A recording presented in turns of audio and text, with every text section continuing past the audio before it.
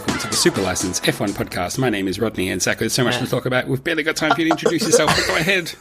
My name's Zach. Quick. Oh my goodness, Sebastian Vettel, Ferrari, what the fuck? I know he's retiring from all motorsport forever. He said he's never going to drive a car again. He's committed to a life as a passenger, or he will sea kayak to things. That's all he's going to do. Sea kayak. Essentially, yes. So big news broke. Basically, it broke 2 days ago that Sebastian Vettel and Ferrari were parting ways. Then the news became official about a day ago, with comments from Vettel saying, "Yep, very sorry to do this, but I have to leave." Ferrari saying, "Well, that's fine. We don't care." The reports Who are you again? that Ferrari... Go on, sorry. No, as in who they were like, new phone, who dis? Like, yes, exactly. He's off the Christmas card list, apparently. The reports are that Ferrari were offering Vettel a 1-year contract when he wanted 2. Also, the reports are that they were offering him the same money as Leclerc, which, I mean, to be honest, everything that's gone down in the last few years, that's still a bit of a slap in the face. However, Vettel has said, "I'm not leaving because of money. That's got nothing to do with it." He did make some weird offhand comment along the lines of, this whole pandemic and being locked down is my priorities have changed and what I want to do in life has become more apparent, which is leading a bunch of people to suggest that he's not going anywhere else. He's leaving F1. He's on the way out, and I would agree with that. So I want to first of all get your reaction, what you think Vettel's doing, and then what that means next for the driver market. Sure. Wow, what a great lead-in. Are you a professional podcaster now or something? I've done this before, 165 times. Yeah, and I wrecked it by talking about it.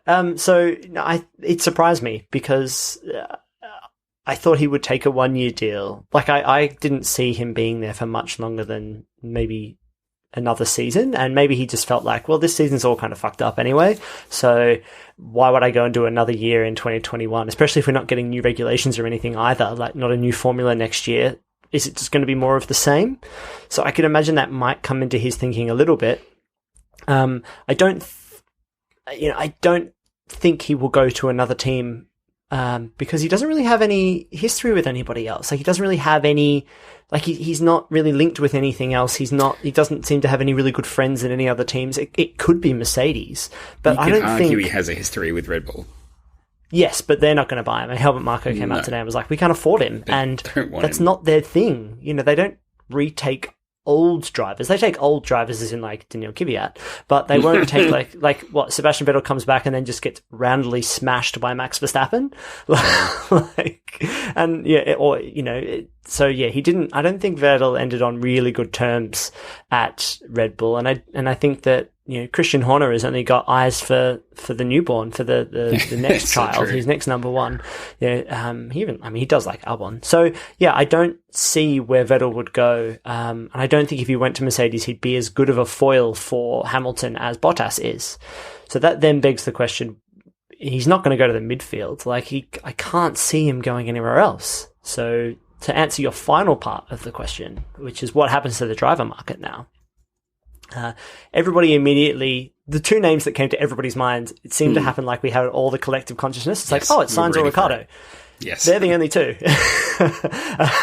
Which is amazing that it's not like, well, why not Max Verstappen? Why wouldn't he go to Ferrari? It's like, well, because why? Because his name is not either Carlos Sainz nor Daniel Ricciardo. It's one of those two. And the hot money things have shortened as much as, we've been ready for Ricciardo to go to Ferrari for, it feels like about 7 years. But at first, you kind of, the excitement wells up, and then you get over that and you realize it's going to be Carlos Sainz, isn't it? And of course, it's going to be Carlos Sainz. He's such a better fit at that team. What do you reckon? Yeah, I think he is. I think that he would push Leclerc in the right way. I think he's a good brand fit. He's only 25, so he could ostensibly be there for the rest of his career if they're relatively successful. I suppose so. He's proved himself wherever he's gone. He's done more with that team from whichever team he's at. He does a lot for not just their racing, but for seemingly for their whole team. You watch Drive to Survive, everybody fucking loves him. Every team he's at, everybody's excited to have him in the room. It's like, Carlos Sainz Jr., you're the man. He's a really mature driver, it seems, and more mature than his age. So yeah, every team would be looking at Carlos Sainz Jr. going like, oh god, I'd just love to have someone as rock solid as that when there's a world full of random inconsistent drivers. It seems like Carlos is really consistent. And whereas versus Daniel Ricciardo's move he might look back at his career, and if he doesn't get this drive, which I don't think he will, he'll probably be like, I got close twice. The timing was wrong twice. So if Charles Leclerc hadn't had that really good year at Sauber, I think that there was a chance that Daniel could have gone to Ferrari the year that Leclerc was elevated, because Kimi was going out, and I think that Daniel was looking good. He wanted to get out of Red Bull. Like there was a chance. And then now, if Vettel had retired at the end of last year and said, I'm leaving, I think that there is a chance that Ricciardo still hadn't really started the season, the start of the year before, hadn't really started the season with Renault yet. That deal could have been open. It would have made more sense. So it just, he's just a bit old now, and he's just not quite he wouldn't want to be a number 2 driver. You know, if Charles Leclerc was like, I'm going to win the world championship and I need a Kimi Raikkonen type figure next to me, maybe Daniel Ricciardo could do that. But I don't think Daniel's thinking that way. He wants to go and win more races and to fight and be a number 1 driver, which then begs the question, will he just go to McLaren? Because that seat is going to be open, and McLaren that's why they got Carlos, is they wanted a good, senior, smart, mature driver. And so Daniel Ricciardo is the kind of driver that they would like. It's another big move for Daniel if he just zips off to McLaren, but he might feel more confident that, you know, they're going to get McLaren's getting Mercedes engines. They're on the up and up. You know, maybe that would work. What do you think of all of that? Yeah, there's a lot to unpack there, but I do want to make sure we touch on at least the important things. So number one, I think just taking one step back and saying, should they go with Ricciardo or should they go with Sainz? I think Sainz is the more logical bet for a whole bunch of reasons, and we've been pointing out recently as we've been reviewing Drive to Survive last year's season, the upward trajectory that Sainz is on and the downward trajectory that Daniel is on. Unfortunately, there hasn't been any driving this year for Daniel to prove that to be incorrect. But Daniel would walk into the team having won a bunch of races and with an expectation that you will respect that and you will treat me accordingly. Whereas Sainz doesn't bring that. Obviously, he demands respect for his achievements, including podium last year. However, he doesn't bring this expectation of I'm a proven race winner and you will treat me as such. So that's what makes Carlos such a good fit for that team in terms of he delivers that role that isn't going to upset their, de facto number 1 driver in Leclerc, and Leclerc can remain on his path towards, spearheading their attack with a solid wingman. That opens the door for Ricciardo to either stay at Renault, certainly a viable option, slip over to McLaren, probably the seat that he spent all of last year wishing he had instead. So the question becomes, what's on offer for Ricciardo to stay at Renault? Why would he do that? Last year, I think it's fair to say, there must have been so many times where he was thinking, I have really stuffed up here, and certainly I needed to leave Red Bull, but this was not what I was expecting I would be walking into. And he was watching McLaren on their upward trajectory. So I sort of don't expect a huge step from McLaren in the next couple of years in terms of regular podium contenders, but certainly it would be, this is the move that Daniel set himself up for. 2 years at Renault. If things are going well at Renault, I'll stay. If things are not going well, I'll leave. And it's timed perfectly. And there was a point where I was worried that this whole, 2021 driver market potential for all of this ping-ponging around, drivers switching all over the place, there was a potential that wasn't going to happen, and I was really worried. And then when Vettel announced he was leaving, I was like, thank goodness, we're actually going to get some. This rivals the other year when Ricciardo said he was leaving and the drivers all switched everywhere. It's going to be that crazy, I think. So, yeah. So who takes the seat at McLaren? If it's not Daniel Ricciardo, who are the other contenders for that McLaren seat? Because Lando Norris is almost as junior as they come. Great driver, but he is a kid, and he needs somebody of equal or better racing experience above him.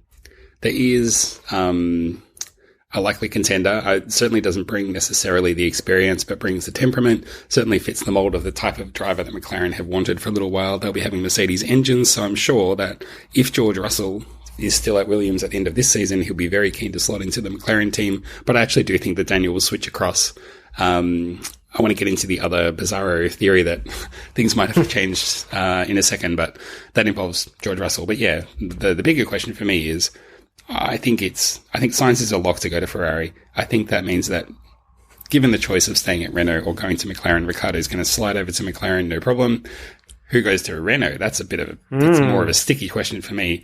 Does Nico Hülkenberg come back? Do Renault go knocking and say, we're very, very sorry, Mr. Haircut, we want you back in F1? Do they do that? Who else do they have? Who else do they have relationships with? Who else would want to join them when there's talks every other week that Renault are going to drop out of the sport. So who would even want to stake their future with them? I just don't know. But yeah, Hülkenberg, he's a dark horse there.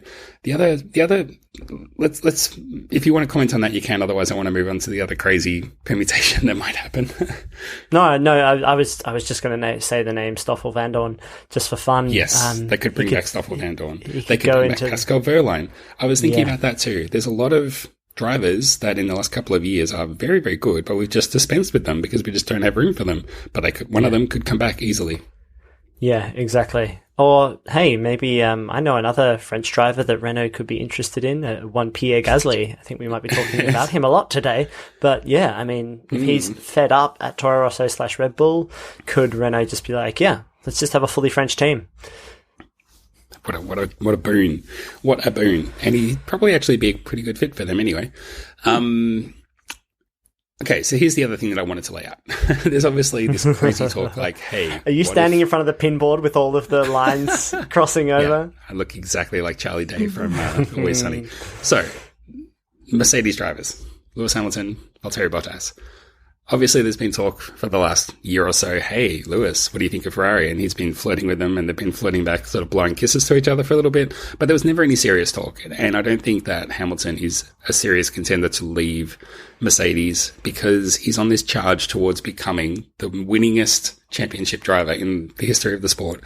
I just think that Mercedes is a safer bet than Ferrari to get those last few. I know that he took a gamble and a punt on a team that was on the rise, and really they charged from nowhere to be the dominant team. Now, it would be even riskier, I think, to get off the horse while you're winning, because when he left McLaren, they weren't winning. He went to another team that probably wasn't going to win either, except luck of his life. He rolled up in the best team that Formula One's had in the last 20 years. But yeah, Lewis Hamilton, I think he's a lock at Mercedes, but there is that crazy idea that Vettel and Hamilton might switch seats. I think that's not going to happen. The darker horse, but the perhaps more likely one is Bottas. Does Bottas want to go over to Ferrari for a little while? Maybe he's saying, look, I'm getting dominated by Lewis Hamilton. Maybe I'd rather go to Ferrari and take Vettel's seat, drive for Ferrari for a little while, pocket a whole bunch of money, and then, this Leclerc kid, he's still young. Maybe it turns out that he's not that great. And then again, Charles Russell can switch from Williams up into Mercedes. I think that's a pretty unlikely scenario, but it does tick a few boxes. What do you think? Yeah, I mean, it puts Ferrari in the box seat with all of everybody just being like, there's a lot of drivers who would just gobble that seat up. Even the winningest world championship driver has a motive. It's like a murder mystery. Even he could be like, well, I've won everything with Mercedes. Maybe there's a chance that I could do it in the red car. That would be career defining. Like that would be like he would become an absolute legend for that. So yeah, everybody's got a reason to go there. I feel like there's something about Bottas that Ferrari I don't think would chance it on. But then I think about why would they chance it on Carlos Sainz? It occurred to me today that this is the first time since I've been watching the sport, really, that Ferrari won't have a world championship driver at their team. Yeah. Ever since they've had a lot of drivers in my essentially my lifetime, but they've always brought in world champions, except Philippe. Well, they've always had one on their books, right? And true. Now they're not going to have, unless it is Lewis Hamilton. There is nobody else really to go unless they bring Kimi back. They're going to have two drivers who have never won a world championship. So what makes Carlos Sainz a better choice than someone like Valtteri Bottas? I think that Carlos Sainz has shown the fight that Ferrari value. I think they would look at Bottas and be like, oh God, he's so plain. Like he just, there's no, could we really do anything with that? There's no edge to him at all. Yeah. He's not spicy the way Sainz is. Yeah. He's not sharp. So, yeah, it would just be a bit... And I think I think that Ferrari would maybe like to continue this run of like, no, we're going to surface great drivers and turn them into really like amazing legends of the sport. They want that with Leclerc, and they maybe they'd like to be able to take someone like Carlos Sainz and turn him into something incredible and have that be their story, as opposed to take from somebody else's story, which is what Vettel was always going to be like. Take this other world champion, put him in the Ferrari, and he's German. It's a bit like Michael Schumacher, but that was the only kind of romanticism of us in that story. The rest of it was just like, well, actually, Vettel's on his way down. He was at a team that was incredibly lucky and excelled through a specific period in Formula One, who maybe doesn't quite have the ability anymore. And it just proved to be true that he just wasn't quite the standard that Ferrari needed. And they probably didn't deliver the standard that Sebastian Vettel needed either. So yeah, I think it's Ferrari everybody wants to take Ferrari to the ball at this point. Like, everybody's keen. They're just like, who will we give our attention to today? Yeah. But yeah, maybe they would have had contingencies. They've been talking to Vettel for ages about this. These contract negotiations are probably more than a year old. So it was probably that they had a list of drivers. And as you said, Carlos Sainz took the opportunity to impress, and Ricciardo didn't have that opportunity or didn't take it. So he's top of their list. Yeah, the other thing that came to mind with Vettel likely to announce that he's retired, he hasn't done it yet, but the signs are there that that's happening, the signs. I was thinking back to a couple of years ago when we had Lewis Hamilton, Sebastian Vettel, Kimi Räikkönen, Fernando Alonso, and Jenson Button. So many world champions on the grid. If Vettel leaves and then Kimi, let's say he can't do more than 1 or 2 more years, let's just say, let's dare to dream that he can do 2 more, but after that he's surely done. We might end up with just Lewis Hamilton as the only world champion on the grid. And then imagine the scenario where he either wins a couple more and then either retires after winning and we get left with none, or he wins a couple more and then loses 1 or 2 to someone else and decides, yep, my time is up, and then leaves. And we have then only, whoever it is, Charles Leclerc or Max Verstappen, world champion, with maybe 1 world championship under his belt, and that's it. So Formula One has really, the changing of the guard that's been, on the horizon for so long, it's suddenly right here. Yeah, it was bound to be like that, right? That we're really just lucky that we had anything between Michael Schumacher and Sebastian Vettel. That we had a short period there where a bunch of people won world championships. And really, this, if you are, let's say you're 20 years old, there's really only like 4 names in Formula One. There is like Michael Schumacher, Sebastian Vettel, Lewis Hamilton, and maybe Fernando Alonso. Yeah. But like, that's kind of it. There really isn't anybody else. Yeah, no, you're right. Absolutely. It's time for the new breed of superstars that have been sort of sitting in the shadows of either Vettel or Hamilton just blitzing all the championships. It's time for them all to get a chance to get into those top teams and, even more enticingly, compete against each other. Hopefully these new regulations mean that they can actually compete on a more regular basis. So I think the stage is set for another... dare to dream that the next 5 years of Formula One is some of the best that we've had in decades. But look, yeah, there's a potential for things to get really, really good. So I'm really excited. Yeah, it feels like what's going to happen to tennis in like a year or two, when like Federer's done, Nadal's done, Djokovic is done. Like, they're all like that certain level of master will just be like, cool, all right, we're all leaving now. I'll be like, oh God, this is a new revitalized sport. It's going to be, and look, this won't be the first time it's happened in Formula One. It's just kind of the first time in my lifetime that once Vettel goes and once Hamilton goes, that's kind of it. Like, all of the big names in my Formula One life have all left, and that's going to be very odd. But I feel like Kimi Räikkönen will still be racing once Ricciardo has retired and is running a team. He might at some point be team principal of a team that has Kimi Räikkönen in it. True. And final word on this, perhaps, anyone who thinks that Fernando Alonso is coming back, just forget it. Anyway, just ignore to what which they're saying. team? Ferrari or McLaren or Renault? Because he could race for any of them. It's true.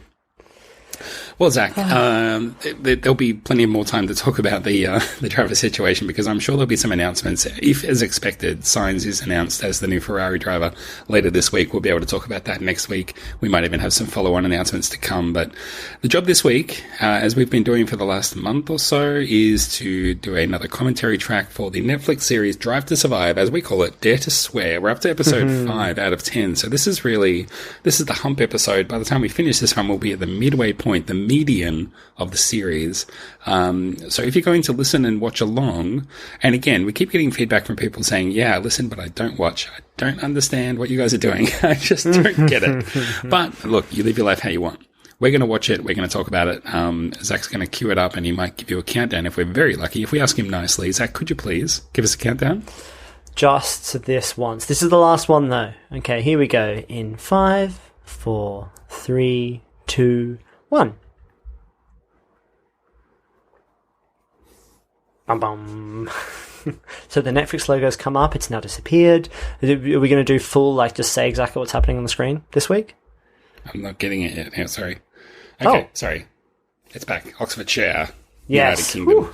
I think, Chibis. I like to think that we offer a service along the lines of like subtitles for the hard of hearing that just explain what's going on, except instead of explaining what's on the screen, we kind of explain, it's like reading between the lines except for pictures. You know what I'm saying? Yes, exactly. Well, this episode is the behind the scenes of, this is episode 1 of Behind the Scenes with the Spice Girls. Red Bull, so this yes, is exactly. This is Jerry Halliwell's house in the country that Christian Horner lives in. And, I mean, it looks very, very friendly, very comfortable, very nice. I don't like the jukebox that they have in their dining lounge area, though.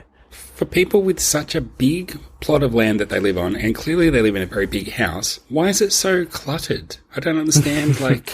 it's like there's nowhere to move. Like, if you stood up, you'd knock something over. No, this is the British cottage feel. You don't know this about the idea that everything, you want to live on a really big piece of land in the smallest house possible so that every room has all of your stuff in it. Have you ever watched any of those shows where, like, you know, like A Place in the Sun, where the British family like wants to buy a place in Spain and they're like, we want a traditional Spanish house, lots of light, lots of air. And they get there like, oh, it's not very cozy, is it? It's like, no, exactly. I guess you want a place where you can light a fire and just sort of, the fire warms the whole place, basically. Yeah, exactly. Oh, Jerry Halliwell, Ginger Spice, asking the hard stories, the hard questions to Christian Horner. Imagine when Horner retires from Red Bull and Formula One, and they form a travelling family band, and they drive around in the bus, and they sing. They can sing all the Spice Girl songs. They can sing all those famous Red Bull songs. You'll name a couple of them.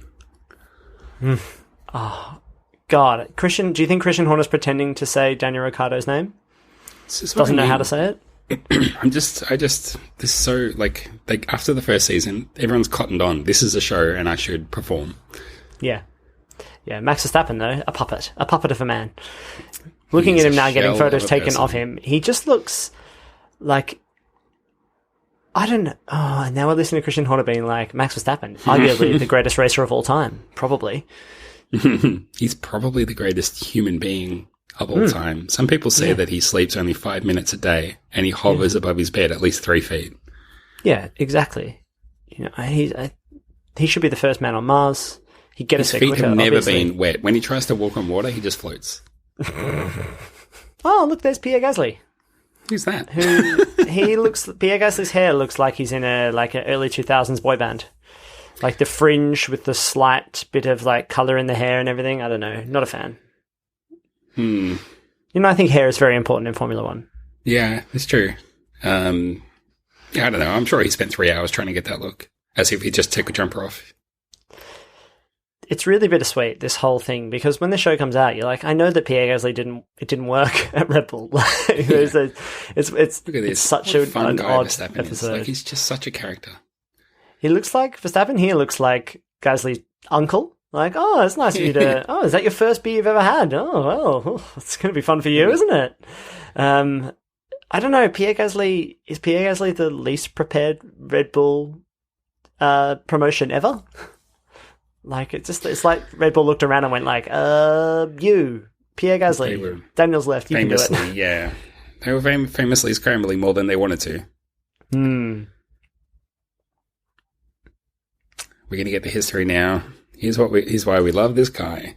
Yes. Finally, after trying all of these drivers and like throwing them in off the deep end, finally we got one who won on their debut. Yep. Max Verstappen. And since 2006, Christian Horner has had a permanent erection. Yeah.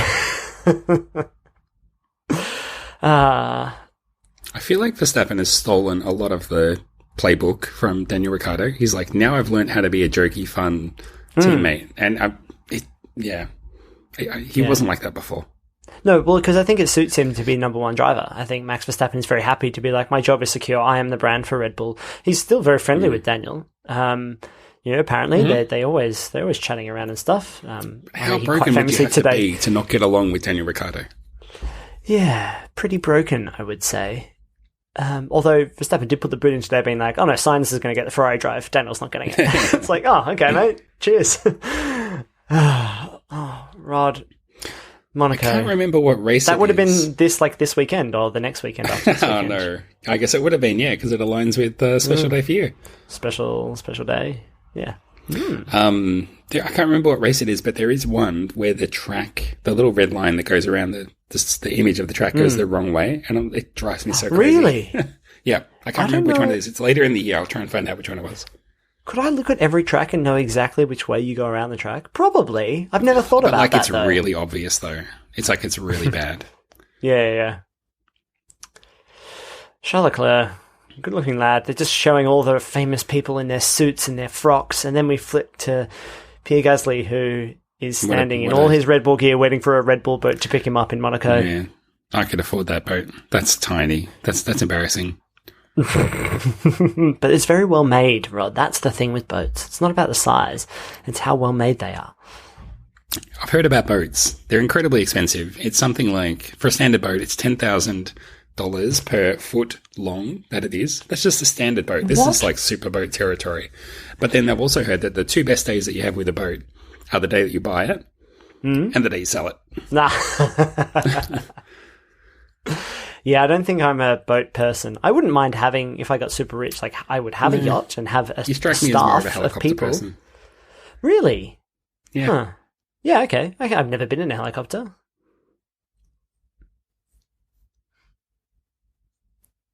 Wow. Christian Horner is doing his best, Will Buxton. You are measured against your teammate. It's like, yeah, mate, that's literally, we know. That's literally what the sport pressure is on to win the race. Like, yeah. The guy who comes first across the finish line, first to meet that checker flag, gets the most points. Problem is, everyone wants to be first, but not everybody can be. Nice to see they were disinfecting the front of the car there. Yeah, of course. Yeah. Oh no, these awkward... Oh, God, awkward Christian Horner. To make sure the guy looks like at the end of the day, would you, mate? Haha, don't fuck up. But we're having fun, but don't fuck up.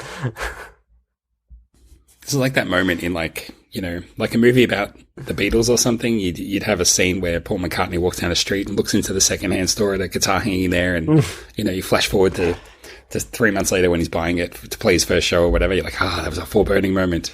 I mean...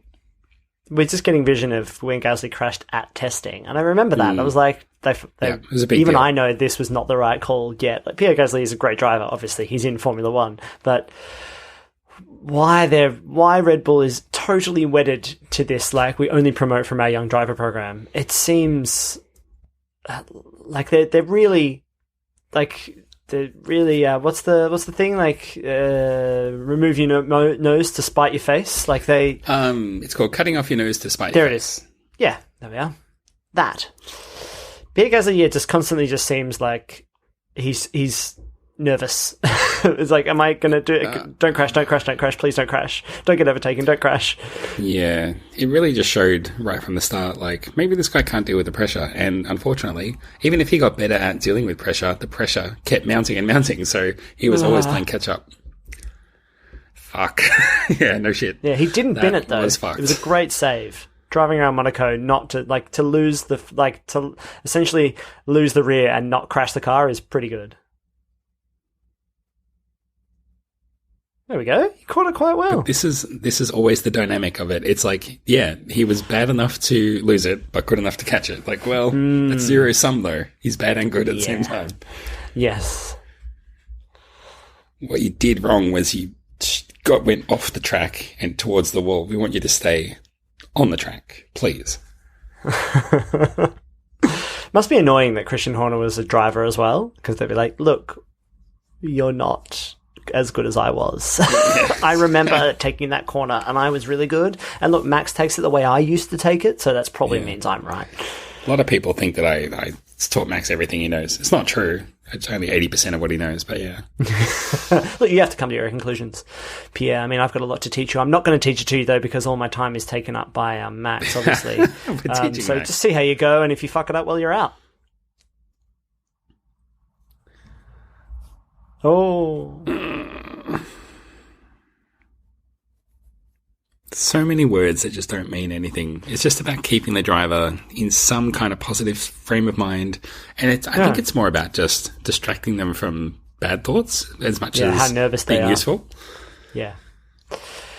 Yeah, I think you are more and more, my opinion's changed on this, is you're better off just being brash. Like, you need nowadays, because the competition from young drivers is so high, I think you just have to be super confident. You just have to be. And I don't judge drivers on the arrogance anymore because, funny, I remember hearing a Radiolab podcast. No, it was a Radiolab podcast years ago talking to sprinters. And they're like, no, I believe I'm the fastest person in the world because I have to believe that. Otherwise, I can't do this sport. What would be the point? I can't win, let alone compete without believing that I'm going to win. Yeah, so, and Max believes that, and he's confident in that because he's won some races now, whereas Pierre Gasly is just like, I can't do anything. I don't know if I should even be here, but look, I'm trying to be brash. Look at me having fun. Red Bull could really use a figure like Niki Lauda to come in and play that role and just be like, look, I'm just going to tell you straight what you're doing wrong, and I'm going to freaking tell you not to do it. Everyone else can dance around the issue if they want, but I'm just going to tell it to you bluntly. Who do you think could do that? Maybe a Mark Webber? I don't think Mark Webber is equipped with the necessary sternness. Yeah. Well, I mean, they say that Helmut Marko is meant to be doing that, but he doesn't. He's too official. Niki Lauda is too loose, though. Remember when he wanted to lock all the drivers up and give them coronavirus? Like, he's just too he's a loose unit. Yeah, you're right. I mean, we're watching Pierre Gasly now trying to drive around Monaco. Like, he's in 7th.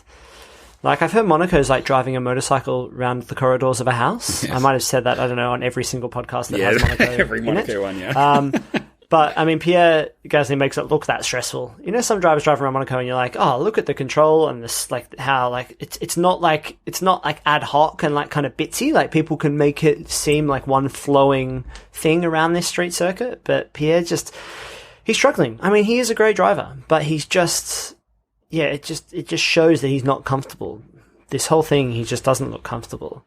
I wonder who else would be a good fit for Red Bull. Look, maybe Sebastian Vettel in 5 years' time would be a good person to have at Red Bull to tell them how they're doing. Maybe. And he's got the clout. I mean, that's the thing with Niki Lauda, right? He's believable. We were saying that on the last episode of Dare to Swear, that Lewis Hamilton believes Niki Lauda because Niki Lauda had done it all. Yeah, he did. And had faced the biggest problems. Oh, I remember when Leclerc hit the barrier there. Seemed like a waste. Yeah, Leclerc had a shocker. Yep. Ugh. Pieces of Ferrari everywhere. Yeah, this ruined and also set the race. Like, it wasn't too much going to change after this. And I also remember it delayed the race by a whole bunch. And, it was one of those days for me where I was like, holy smokes, I do not want to be in bed any later than I have to be today. And yeah, I wasn't impressed. No. Who is going to come out first in this major pit stop where everybody comes in? Put the tyres on. That's the way. We need a Will Buxton moment here. Like, now the cars come in, they take the tyres off, and then they put new tyres on. This is important. They're trying to be as fast as possible. That was spicy, Merritt. Yep. Classic Verstappen in front of Bottas. Just escaping the pit lane there.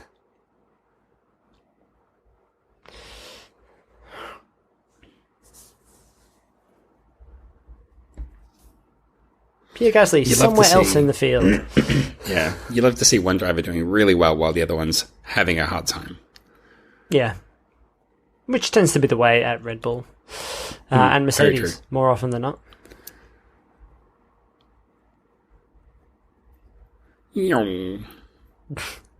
This is what I love about Max Verstappen. He always makes the car look better than it is. I think could you imagine, like, if Red Bull had worse drivers, like, since Vettel left, like, how badly things would be going? Like, I don't think they would be in the sport if they weren't lucky enough to have Daniel Ricciardo and especially Max Verstappen. Well, especially Daniel Ricciardo in the 2014 season to, like, win a few races, because other than those brief high points where Daniel Ricciardo and Max Verstappen have had great races and won races, nothing else has gone right for Red Bull. Literally nothing else. There's nothing to hang their hat on. Like, there's no consistency. They're not getting any better. They're losing ground most of the time to Ferrari and Mercedes. Like, if you're... And whatever drivers they're trying don't really seem to be working other than Max Verstappen. So it's not great at Red Bull. They're lucky that nobody else got better. Like, they're lucky that McLaren didn't get any better or Renault didn't get any better. Yeah, you're definitely right. They needed someone like the Ricciardo to play that bridging role between the Vettel, and then eventually he left, and then, you know, they didn't even know if Verstappen was going to be any good then, and then he showed up and he was not too bad. Won on debut for Red Bull, the senior team, in case you haven't heard. But, they needed a Daniel to step in and play that bit part role for sure. Yeah. But this is like that other Netflix series about the Bulls. It's like, you've got Jordan, he's up there, he's sucking all of our attention and resources. If he leaves, we're going to spend 10 years rebuilding this team. So maybe we need to plan for that and do something preemptively. But the problem is that causes so much friction and just it upsets the system that you risk while you're at your peak, not maximizing it. Yeah, can't be easy to get right. You know, well, I think that's why Ferrari made the call on Leclerc, because they were like, we got to look a really long time into the future. We can't keep like mucking about with this kind of half-assed, like, maybe we can win a championship if somebody else makes a mistake. It's like, you know, I wonder if the Vettel move is even the right move at all. You know, and I know we're not talking specifically about the show anymore, but I'm sure Christian Horner feels like that too. Like that. If Max Verstappen, Max Verstappen is their only lifeline right now. Like, if he did choose, like, let's imagine that Max Verstappen was like, you know what? I'm going to go drive a Ferrari now. Sounds good, yeah. Yeah, exactly. Actually, you know, because I'm sick of hearing about Red Bull and Dietrich Mateschitz, the owner of and CEO of Red Bull, being like, you know what, I don't want to be in Formula One anymore. Like, why would you risk your career on that? So if Ferrari just rolled up today and was like, hey, Max, I'm going to come drive with Charles Leclerc. Like, you two would be incredible, and you would fight all the time, but it would be the most interesting team in Formula One in probably a decade. Do you want to do that? Like, it would be hard to turn that down, right? You don't have to live in the UK anymore. You go live in Italy. That might be nice. And for Ferrari, like, how long could Max Verstappen conceivably be at Red Bull if they're not one of the top two teams? You know, how much longer do you give Max Verstappen at Red Bull? If they're not in a position to win a championship in the next 2 years? I think if they get worse, if they drop out of the top three into sort of fourth or fifth in the championship and do that on a consistent basis, he will get so angry and want to leave. Remember how angry he was at Toro Rosso when he wasn't getting preferential treatment? That's a Toro Rosso who were running eighth, you know. He's going to get super shirty. They have got to perform to keep him. There's no question. Yeah, no, I reckon this is my fire out prediction. What is going on here, Zach? Well, I mean, we've got Jerry Halliwell and Christian Horner Halliwell just taking a helicopter from their place in the countryside to, I'm guessing it's Silverstone. That would probably make sense. That's probably one of the only... Why were they doing choreography and stuff? Oh, right, because... Oh, no, they're off to a gig or something, aren't they? Yeah, like the Spice Girls gig. Are they performing at the track, maybe? Did they reform and play at Silverstone? Like that. I don't think so. Did they? Maybe. He does talk about them getting back together. Minus Victoria Beckham, of course, who didn't want to come back to it because she's got her own life and does her own things and is probably more famous on her own now. She found a different group, the Beckham group. We're talking the other day at work about, not the other day, this was months ago when we were back at work. Some guy from One Direction, and they were like, is he the one that left One Direction? And then this other girl was like, oh, silly, they've all left One Direction, they don't exist anymore. And it's like, oh, as if everyone knows that. I'm sorry, I didn't, I don't give a shit. I've never given a shit about them. No. What is it about those groups that there's only really one person? Like, that maybe was the one. That was the one. Canada. That was, everyone rewind 10 seconds. That map. The little red line heads down backwards, down straight towards the hairpin. What the fuck? Who didn't pick that up? That's so odd. Ridiculous. I just finished off my thought from before. I think Verstappen's going to go to Mercedes when Hamilton retires. Okay. Yeah, well, okay. I mean, that's just what will happen. Hamilton will retire. He'll win 2 more championships and retire, and then Max Verstappen will just go straight to Mercedes. Would be a perfect time because, this sort of new regulations will have come and gone and we'll be bedded into them for another few years. So, yeah, it would be a good time. Yeah. So currently, Helmut Marko of the aforementioned Marko variety is talking to Christian Horner about how Pierre Gasly is just 4/10 slower basically everywhere. Like he's 4/10 slower going to the toilet, 4/10 slower turning up to practice. Like he's just 4/10 slower around the track. Yeah, at the lunchtime quiz, he was last to buzz in every time. Yeah. Also, nothing better than having someone tell you to relax. That always helps people relax. Christian Horner's like, you just need to relax and drive better. Yeah. Oh, yeah, because okay. everything is fine. going so awfully that if you just relax, maybe not every single thing will go awfully. Yeah. Maybe you would be way less shit if you put relaxed. out of your mind how atrocious you are. Just forget what everybody is saying about you and your family. Look, we've organised for you to wear Max Verstappen's underpants from yesterday. We think they might bring you some luck. If you could just embody a good driver, of any driver, that would be good. Show a modicum of talent, please. Things get harsh on Dead, I swear. That's how we do it. Yeah.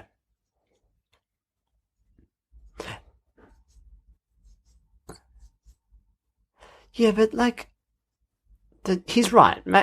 Christian Horner is just talking now about there's all drivers come under pressure, especially young drivers, but the ones that mark the incredible ones are the ones who sort it out and get really good under that pressure. There's only a handful of drivers that have actually done that are actually like that, and it just so happens that Red Bull has been lucky enough to have two of them at their team. But Pierre Gasly is still a young guy, even by Sebastian Vettel standards.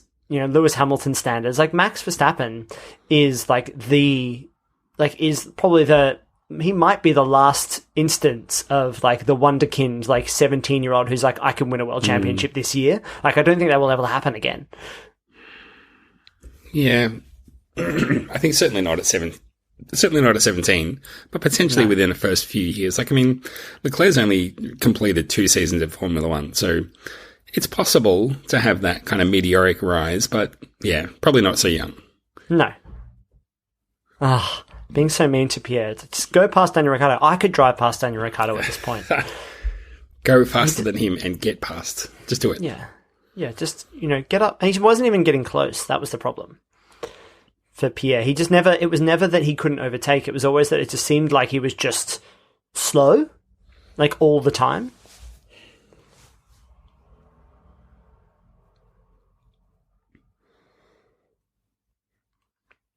As an up-and-coming driver, would you prefer to be Max Verstappen's, number 2, essentially, or Lewis Hamilton's?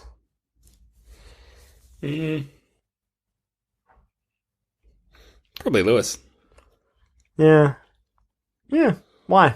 Do you think it would just be, he would just ignore you and that you wouldn't be a threat, so it wouldn't be a problem? I think you could maintain in your mind, yeah, sure, I lost to Lewis, but he is so much better than Verstappen. If you go with Verstappen and you lose, you're oh boy, then I'm definitely nowhere near Hamilton. It would be a confidence killer for me. It would be a big boner killer. Bad energy, bad boner energy. This is bad, small dick energy, basically.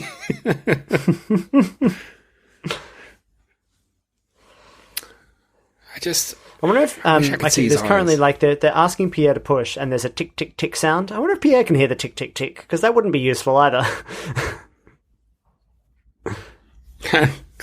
Get closer. Go faster. Come on. Come on. Do it. Do you want to bet money that he can't do it? Yeah. It's bad when even your whole garage is oh, you suck. It is a bit harsh, but because, that scenario happens so many times. But, yeah, we said this throughout the whole course of, Pierre's brief stint with the Red Bull senior team. The times when he needed to do well, he just either completely failed or just didn't dazzle, and that was what was wrong. Yeah, Christian Horner literally just said that. So, Max Verstappen went from 9th to 5th on a hard race day, and Pierre dropped from 6th to 8th. And Christian Horner was just there was nothing dynamic about that drive. And that's exactly it. That Pierre Gasly seemed like, when he was at Toro Rosso, he seemed relatively dynamic. There was a reason why they looked at him. It was oh wow, you did okay. Yeah. And you're he was at Toro Rosso for a few years. He was well thought of. But that dynamism just left him. And it's got to be the confidence thing. We'll get to see him at home now a little bit in France, which is looking through nice. Family photos from, I guess, a year ago. Yeah. Sam Kekovic's father. Well, that's such an inside joke.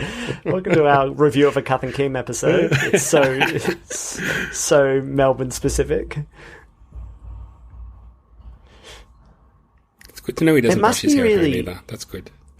Whenever, like, we're seeing footage now of Pierre, like, karting and stuff, it must be really disheartening. Like, because we talked about Nico Hulkenberg a few episodes ago being the same. Like, Nico Hulkenberg was one of the most talented drivers in the junior formula. Like, he won junior race championships. He was meant to be the next big thing. And it just never worked. He was never at the right team. Never had the right car. He just never was in the right position and never thought of as the, like, hey, you should take another step up into Ferrari, Mercedes, Red Bull, whatever it was. And Pierre Gasly seems like that too. Like, he was joking at the start that him and Max Verstappen were trading barbs about, like, I remember when you crashed into me at this race when we were 13. What about this when we were 15? And Max Verstappen is like, probably going to be a world championship in the next few years, could, at least in his career. Whereas Pierre Gasly is like, he hasn't quite made it like the guys he used to race with did. Like, Carlos Sainz Jr., Max Verstappen, Charles Leclerc, like, there's a bunch of drivers now who are all doing it. And here is Pierre Gasly at Red Bull, at one of the top 3 teams, just underperforming literally every minute of every day. It must just be so disheartening every day to have to face that and see your peers who you could beat other days you don't think you'll ever beat again. The good news is, though, it's all going to come good for him at home. Got a good feeling. Oh yeah, I got a good feeling that at the Red Bull Ring, Spielberg, it's all going to be fine. Oh, do we know anybody? Oh, that was Luke Smith in the press gathering there, watching a press conference with Pierre Gasly. Congrats on remembering his name this time. I can see Dieter's head there, back at Dieter's head. Oh, yeah? Any Michael Laminatos in this shot? I don't think he went. So, maybe he did go there that year. It's just Christian Horner. Look at how edgy he is. Christian Horner just said that Pierre Gasly it's just like having a head fuck at every race. A head fuck. That's rough. I mean, it doesn't get much worse than a head fuck, right? Yeah, that's the top level. But also, if Jerry was sitting there, wouldn't have said that. I just can't believe that now his, like, press manager is essentially telling him how to do press conferences. And he must just be like, I've been doing press conferences since I was 13. I know I go on a bit, but I'm nervous, and it's a tough situation. Rachel Brooks there, I think. Don't know where, but that's who it is.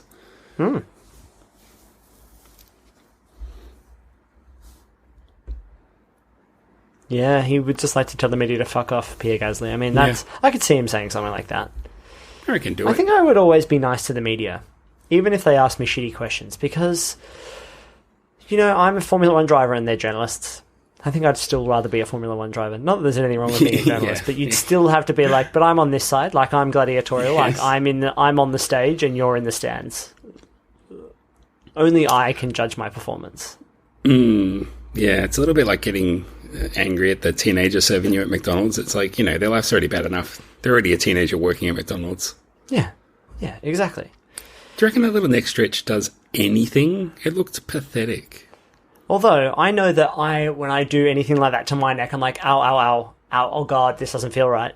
I'm doing one now. I don't think necks are meant to be like that, man. You can't really look up. Yeah, no, but I'm not saying it's sore every bit of every time, but I think that they have a level of flexibility and strength in their necks that is unrivaled in sport. Yeah, that's what I mean, though, because their necks are so built up, right? I mean, they could withstand so many Gs and they pull weights and everything. Just stretching your head a little bit left and right, like there's nothing physically beneficial for him about that, I'm sure. That's all just nerves and mental stuff that he's working through. Yeah. You think it's a nervous tick at that point? Yeah, it's a nervous something. It's not a tick, but it's a nervous gesture. Yes, gesture. Yeah, I shouldn't use tick flippantly. It's just a nervous gesture. Is this just an episode of his engineer telling him to get through? Who's he trying to overtake? Kimi Raikkonen? I mean, a lot. Yeah, I mean, Kimi Raikkonen is renowned for not letting people through. Like, Kimi Raikkonen could be the slowest car in the world. Kimi Raikkonen could be driving a Fiat 500 on a Formula 1 track, and Lewis Hamilton would still have trouble trying to get past him. But they're really setting the stage as if, like, we don't understand why he's not passing people. We're telling him to do it. That's all you need. Every time we tell Max Verstappen to pass someone, he just does it. The car. Yeah. Oh, boy. So how much do you think, how many bench lifts do you think you can do of that massive iron ball? More or less than 100? I mean, it's less than 100, but I couldn't tell you how much less than 100. Mm-hmm. It's impossible to say. It's impossible to say. I mean, until I've tried, I wouldn't know. And what about you? Yeah. 1,000? Oh, look, same. Yeah. I mean, look, without doing it myself, we'll just never know. But I mean, the potential is more than 100. I remember this, that Verstappen was going to lap his teammate in Pierre Gasly. Like, that's rough. Like, you're having a bad day. Signal that it's time to go. Just crash the car, mate. Just crash. That's the time to say, yeah, there's something wrong with this car. Oh, man, I must have got the dud car. Is this the Toro Rosso? Oh, pulling in behind your teammate. That's how you're meant to be? Yeah, having just been lapped. You're going to be fired. Do you think he was fired mid-race? Do you reckon they called him up and were like, just bring the car home, mate, don't worry about it. Don't bother coming back, actually. Just drive all the way home.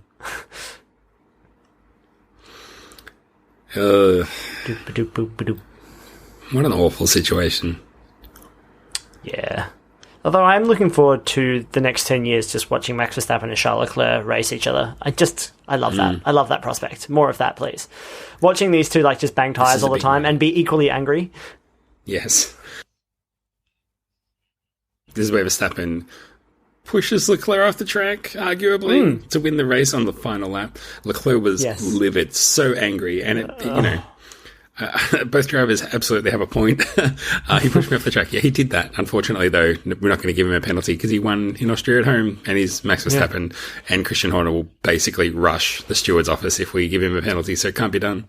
No, sorry, it can't be done. Turns out that big bull is actually mechanical and will stomp on anybody who says that Max barged his way through there. But this is exactly what I was saying. Like, thank God that Max Verstappen won that race. Otherwise, Red Bull would have just been like, oh God, another time? Like, it is we're seeing the Honda, engineers, crying and stuff. I mean, that would be amazing. You know, they would be just like, God, we've worked our asses off and been treated so poorly by other teams. Finally, it's working. P7 for Pierre Gasly. Now, when Netflix people were doing the subtitles for this, do you think that when it was Max 1, do you think it was the number 1 or the word 1, W-O-N?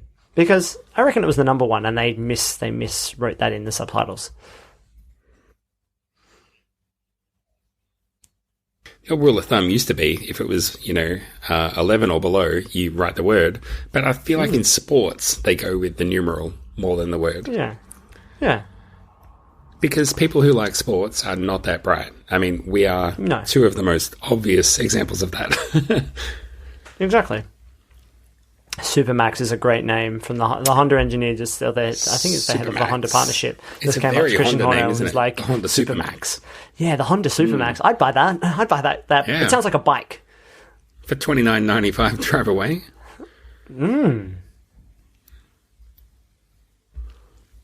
It's Christian Horner just saying their momentum's with us. It really isn't. Like no one really firmly believes that Red Bull can win a world championship. And Pierre Gasly looks absolutely stricken with grief. The momentum of one race win. We might win as many as 2 races in a row. I mean, that's momentum. You just don't want to walk away from that energy. Oh, Christian Horner's come up, give him a hug and a handshake. Last time I'm going to get this close to you. I'm fucking fast, but at the moment I'm fucking slow. I feel sorry for him. Like, I really do. Like, he was shortchanged here. Like, he just... it's the wrong time to be at the Red Bull team.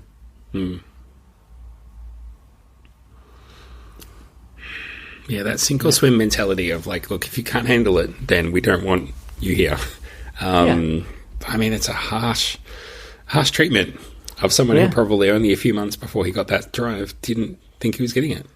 Yeah, and who probably thinks he's pretty good. Like, that would be the thing. He doesn't. He can't. He doesn't have enough confidence and arrogance just to be like, well, at least I failed whilst I was trying to overtake someone. Like, at least I failed when I was pushing and the car let me down. But it's like, no, he's failing because he's driving within himself. And Christian Horner is perceptive. Like, he's seen a lot of young drivers. He would have seen that in Pierre very early on. And when he didn't respond to extra pressure, it was like, sorry, mate, this just is not going to work. You know, if we can do everything we can to make you... If whatever's worked on the other drivers isn't working on you, then, yeah, we'll break you and we'll demote you. Which is exactly what Christian Horner's saying now. If they're good enough, they'll survive. They'll swim to survive in this circumstance, in this specific analogy. What were they peeling off the keyboard there? Was that like the F12 button or something? Yeah, it was the F12 for eject Gasly from car. They don't need it anymore. Fantastic. We're taking up our eject option of your contract. We are. As I hit this button, please be kind and cooperate. Take your things and go. Well, that's exactly what they're saying to Gasly, and we know who comes in next. Alexandre Albon. That's how you say it. No, he's not French. Though. Alexander Albon. That'll be next time. Albon. Someone's got a new nickname. That will be next time on Dare to Swear. I imagine we'll squeeze in a couple more of these because we are still waiting to hear whether or not Austria will actually be the first race or not. But it is slated in for early June. So between now and then, we'll at least get a couple of these done. And then if things go to pot and those races don't happen, I guess we can slide in a few more. But, Zach, the clock is ticking and we have some hard outs. So maybe we'll kick on into the super quiz. What do you reckon? Yeah, let's do it. We will accept a couple of questions. Should one only win one? Would one want to have won that one in round one? Can you repeat the question? Zach, I believe that you have got the longest super quiz that we've ever had in store. Is that correct? Oh, it's going to be a quick one, Rod. We got hard outs. We know we don't want to waste people's time. Fantastic. They want to be... I mean, I just want to get back to sitting on motorsport.com, refreshing the page, waiting to see that Daniel Ricciardo has the drive at Ferrari. So I've slapped together a slapdash quiz this week. It is the Ferrari replacements quiz. So why don't we just jump straight into it? I've got 1, 2, 3, 4, 5. I want to say 4.5 questions here. Okay. Maybe 5. So the first one is, Rod, since we've been doing this Super License F1 podcast, much loved by fans and much enjoyed by you and I in making, who's driven for Ferrari? Oh my goodness. Okay. Maybe we'll go backwards. Vettel, Leclerc. Boom. Kimi, Alonso, Massa. That's everyone I had. Yeah, that's everyone. I think. I mean, there might be the odd random rando, and I've got question mark for 2021. TBC. I'm left with this weird feeling as well. It was a bit like when we knew that it was going to be Sebastian Vettel's last year at Red Bull, and that like history suggests that Sebastian Vettel's going to have a bad season this year when Formula One comes back. He's already said that the reason why they're not going forward is because their hearts and like emotionally they're not like joined up with their direction. So it's like, well, why are you still there? Why don't you just leave now? Like, just put somebody in the car. The season hasn't even started. They could swap someone in still. So anyway, I'm sure it's contracts. Anyway, well done. Everything right on the first question. Question the number 2. Which team replaced Ferrari as world champions after Michael Schumacher's 7th championship title? And bonus points for the driver. And the year. 2005 Renault. Fernando Alonso. Boom, just like that. Look at that. I might as well have 3 points. Well, the next on the Ferrari replacements quiz. We all loved Ferrari team principal and ex-Marlboro man Maurizio Arrivabene. Yes, but forgotten all about him. Do you remember who Maurizio Arrivabene replaced as team principal of Ferrari? And I've got a couple of clues if you don't know the answer right away. A clue would be good. Okay, he was only Ferrari team principal for 1 year. Well, yeah, I know that. 2014. I needed a clue, but I didn't know. Okay. Initials are MM? Yes. Oh, so you knew that too? It's Matachi. Yeah, that's right. That's Mattiacci. That's the surname. Yes, Mattiacci. And his first name was Mario. It's Mario. No, it's Marco Mattiacci. Marco, no, I wouldn't have got that. Yeah. Marco Mattiacci, well done. After he left Ferrari, unceremoniously, like he'd been the CEO of Ferrari America, like he'd done stuff. He became head of brand and the chief brand and commercial officer at Faraday Futures. Do you know this company? It sounds like a company from like a movie that's like the umbrella company for like, we build buildings, but we also kill people. Essentially, yeah. I mean, they're an electric car startup that like apparently Apple was investing in, Faraday. And then like they kept hiring all these like electric car and auto driving like engineers and developers and stuff, and they're just burning money like millions and millions of dollars a day and have never shipped anything, but they keep showing off like concepts at the Geneva car stuff. So yeah, that's what he does now. Famously, the CEO of Faraday Future claimed bankruptcy in 2019, but this company still exists. Second to last question. Yeah, that's what I remember him mostly for. Oh yes. Who was the Marlboro?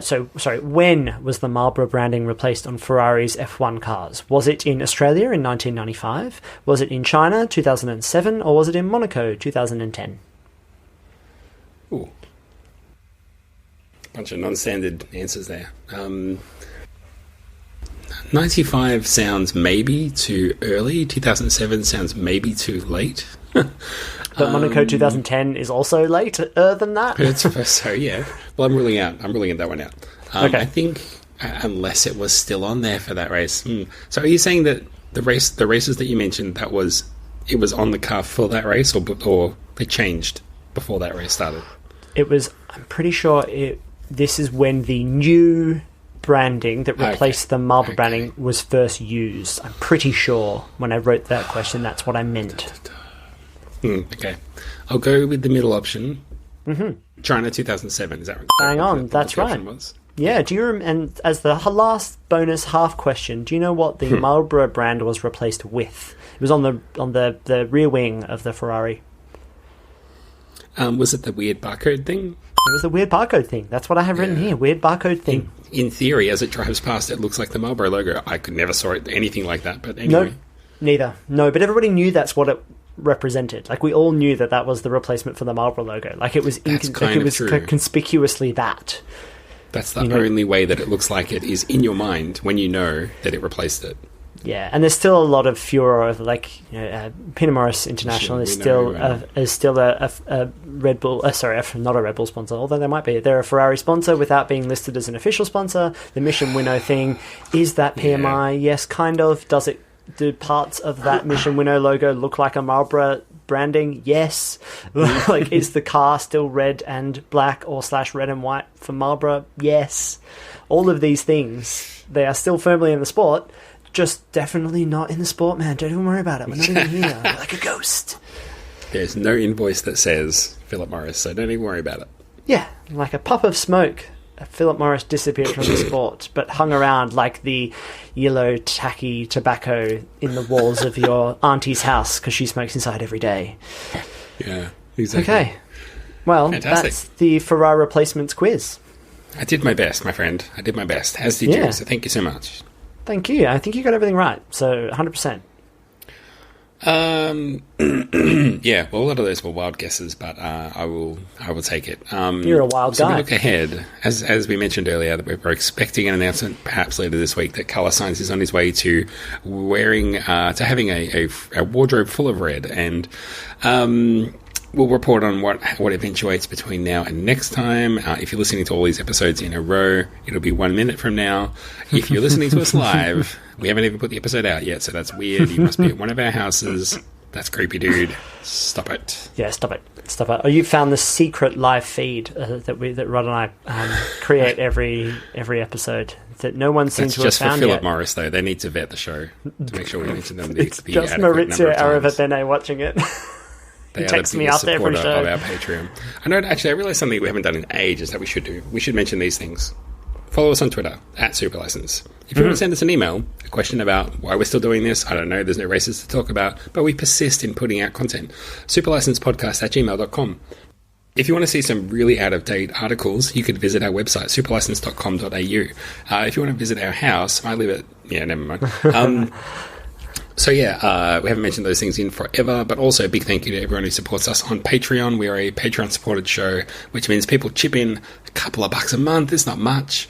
Normally, they'd be getting bonus content, but because there's no races, you guys are getting the bonus content. So if you aren't able to support us on Patreon, I understand, but at 7 p.m. every night, just please walk to your front door and give a little round of applause for everyone that does support us on Patreon. Thank you so much. Yes, exactly that. They are the essential supporters. They are. No, and that's the thing. Just before we were recording this show, we were talking about, maybe some upgrades to our setups and how Absolutely. we might continue to do the show as we, but I've been furloughed during this process and been lucky enough to come back to work, and setups at home. This is not my normal recording setup, and all these kinds of different things. So knowing that we've got really gracious and really generous Patreon supporters, and this community has been keeping this podcast going for a really long time through, me moving to a different city and us still continuing to do it on the other side of the world and traveling and stuff. It's been difficult, and you having a child, Rod, it's put extra pressure on. So we just,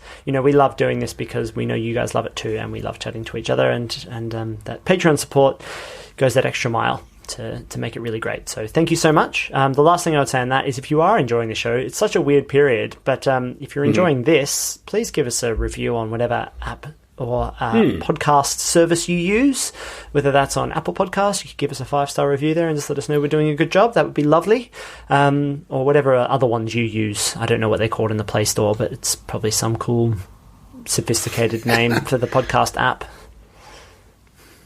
Yeah, no, definitely endorse that. If you listen somewhere where there are ratings and reviews and you could leave us one, that'd be marvellous. And maybe bury some of the ones from people who listen to 5 minutes and then we didn't say the right thing, so they leave us a They know nothing review, about Formula 1. 2-star review. Can you believe it? Anyway, anyway, hope you're all living amazing lives and not getting too down about things. We'll be back soon with some more content, and until then, my name's been Rodney. My name's been Zach. I'll talk to you next time. Thanks for listening. Bye-bye. Bye. Hey, shit. Oh, yeah.